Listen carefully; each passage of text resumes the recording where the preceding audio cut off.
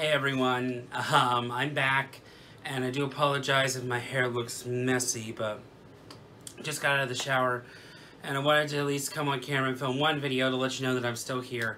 Life's just been crazy, insanely busy, but I did want to come on and film a video. This is a contest entry for Marichen's video about 5 records that influenced your music taste. And this was very hard to do so because I listened to so much music, but I picked what I thought would be the high points. And if you want to check out her channel, it will be in the link down below. If you haven't followed me on Twitter, which I always leave my socials down at the bottom, you know that I have been active. It's hard to explain because for me, I have to put a lot of effort into my videos, and you know, those people who do make videos know just how much of a pain it is to film. But I did want to come on and apologize. I will be doing a update video for what I've gotten recently, and I will be doing a video to update you on the 50 albums challenge. I was originally going to do about 10 or so at a time. I have now since blasted past that. So the next kind of stop point that I find, I will film a video to chit-chat about what records I have been listening to. But now let's go ahead and talk about the contest. So these 5 records span a whole bunch of different eras in my life, and I could have easily just picked all Paramore albums, to be completely honest, but I wanted to do a wide array of different albums. The first one is Led Zeppelin 4. And those people who have been longtime viewers of my channel know the story behind this, but you may see this side thing right back here. My favorite band of all time is Tonight Alive, and Jenna from the band Tonight Alive is the main reason why I got this album.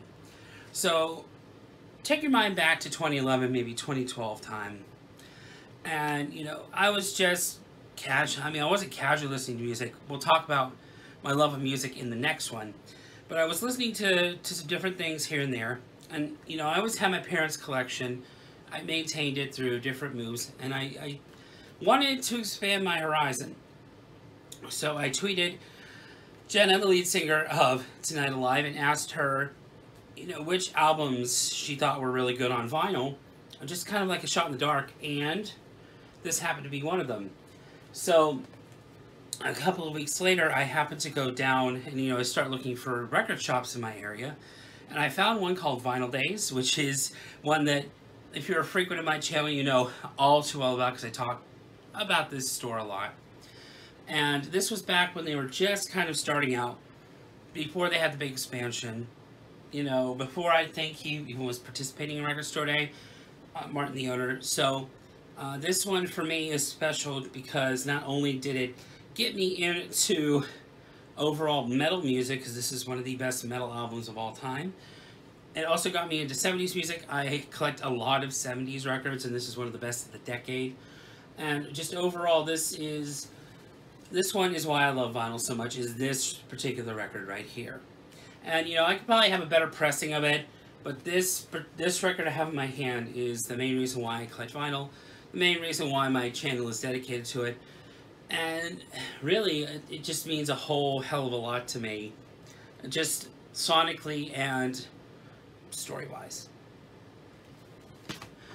Keeping it right along, the next album is Paramore's Brand New Eyes. So we're going to go a little bit even farther back in my timeline. So about 11 or so years ago, my father had passed away, unfortunately, and the last Dad Sunday, you know, we hung out, and eventually it kind of led me to hear the song Decode off the Twilight soundtrack. And yes, go ahead and, you know, spout off about Twilight in the comments. I don't mind. But it was because of that song Decode that I really, you know, fell in love with music itself. That is not on here. You know, I could have picked any of the other albums, but this was the first album that I got to experience brand new, pardon the pun, from Paramore. And this is just the black repress of the album. But for me, many of the songs are just, they mean a lot to me, and sonically it just really got me into you know, these are who band members are. This is who contributed what. This is who wrote what. So, essentially, this got me into caring about who was making the music, who was playing on the, you know, songs, who was the guitarist, who was the drummer, who was all of that. It made me actually care about the musicianship that was on this album. And honestly, sonically, it's just much like the Led Zeppelin album that I talked about. It got me into this rock love. I love rock music. You know, I listen to other genres, but I just feel like my wheelhouse is rock and metal, because for me, this album right here, I'm trying to find a way to explain this, but it hits me deeper than anything physically could, and I think that's the best way to say this. But for me, this album has so many good memories attached to it, even though there is one song on here that is attached to a person that I'm no longer talking to. And that's another story for another video. I don't even feel like talking about it, to be honest.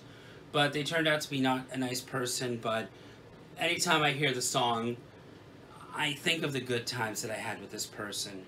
So this one takes me back for for many reasons, but this is another one that I feel is one that needs to be talked about, at least in terms of me.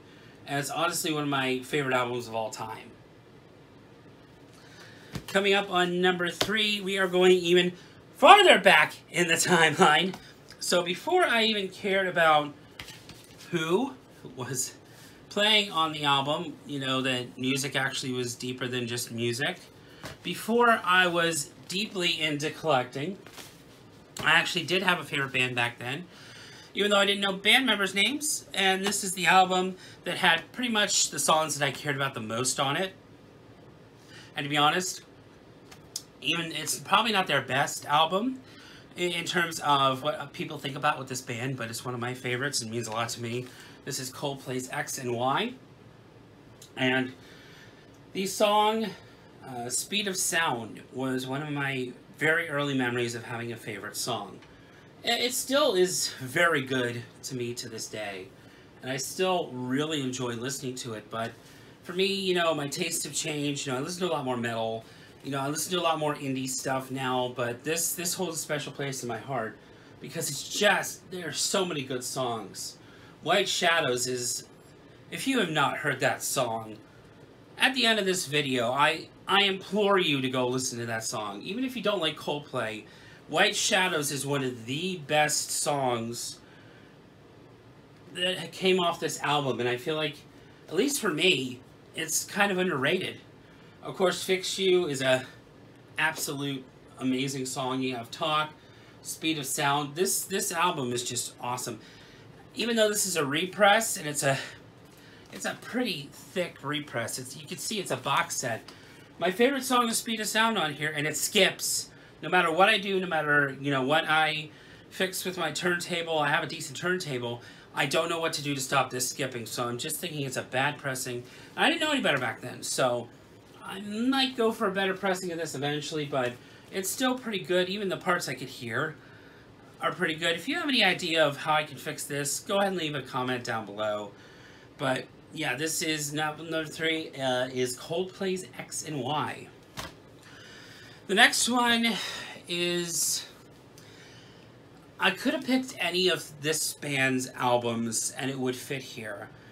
But I picked one that I've been listening to quite a bit recently. And it only took me until events that have happened to really kind of, you know, think my love of this band is deeper than I actually thought. And I chose Soundgarden's Down on the Upside. I always forget, this is a mouthful. But for me, you know, you could always go with Super Unknown. You could always go with Bad Motorfinger. You could always go with Ultra Mega OK. But this one lately has hit a notes deep, kind of deeper than I thought. And when we lost Chris Cornell, oh goodness me, that's the first time I've cried, really, that somebody who I saw was kind of an idol musically, pass away. And, you know, this was my Prince, this was my David Bowie. And I don't want to bring it all down, but the song that I have been listening to quite a bit is the song Burden in My Hand. And I don't know why, I've just been gravitating more and more towards this song quite a bit. I got for Record Store Day recently, in the last couple of years, they did have a pressing of Soundgarden's greatest hits on green vinyl. And I don't know why, when I go back and I listen to the greatest hits, I'm always listening to Burden in My Hand. For whatever reason, Burden in My Hand has just been ingrained in my head. And it's really made me think about lyrical quality. And I always loved the lyric quality of Soundgarden. I almost chose Pearl Jam as well. Even Alice in Chains would have probably been in this category too. But for me, lyrically, listening to now that we know what happened with Chris, you know, what he was going through mentally, what he was thinking about, all of that really just kind of shines through, and it makes this music transcend everything. When music can transcend just being music, to me, that's why I love music. And it's been super influential just over to me. I didn't even realize how influential Chris's music was until after he passed away. And it was that person that I talked about with the Brand New Eyes that kind of clued me into that. And even though they're no longer in my life, for reasons, again, I won't get into, I'm ever thankful for them making me realize how much I did love and still love Soundgarden. And my last one, we are going pretty much as far back in the timeline as I can think. So if you remember when I was talking about the Led Zeppelin album, how I took care of my parents' records. I made sure that we kept them during moves. We've lost a whole bunch of them, and I'm slowly getting them back. But I'm just thinking back to like a couple of the early bands that I can kind of say at that time that I really, really enjoyed. And back then, I didn't know who played what. I was a kid, you know. It was there, you know. I'm like, oh, play this song. Oh, play that song. I like this song. I like this song. So one of my earliest memories was of this band. I don't think I've talked about this band before. I've talked about Billy Joel. I've talked about Chicago. But I don't think I've talked about this band, and that's why I chose that. And this album is the best of the Doobie Brothers.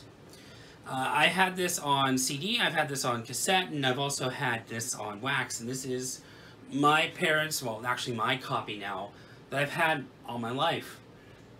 Let me make sure that I am saying this right, because, yeah, it came out in '76. So, yeah, I've had this all my life, and this one gets not as heavy a rotation as I would like it to, or even more than it deserves to, because I have over 500 records, and it's hard to even take some time to sit here and talk for about like 15 minutes about stuff.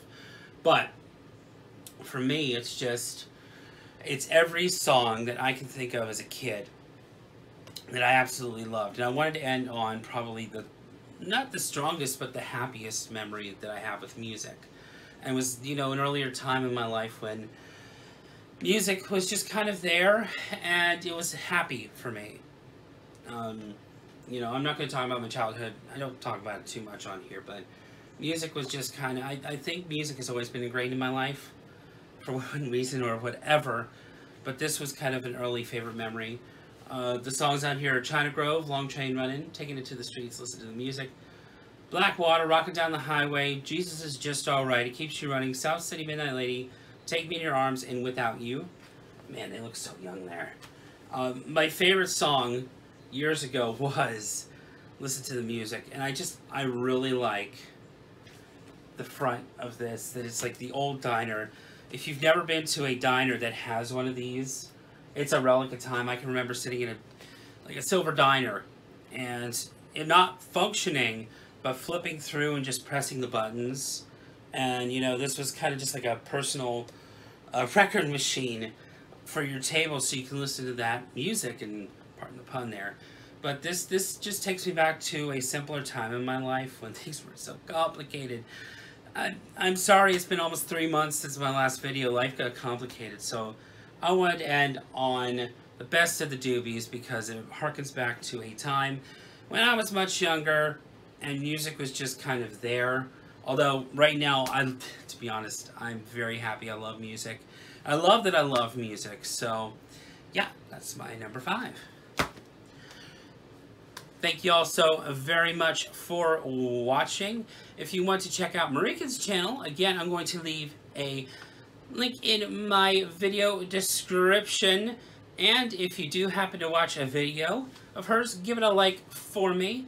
And of course, thank you so very much for watching, and thank you for bearing with me.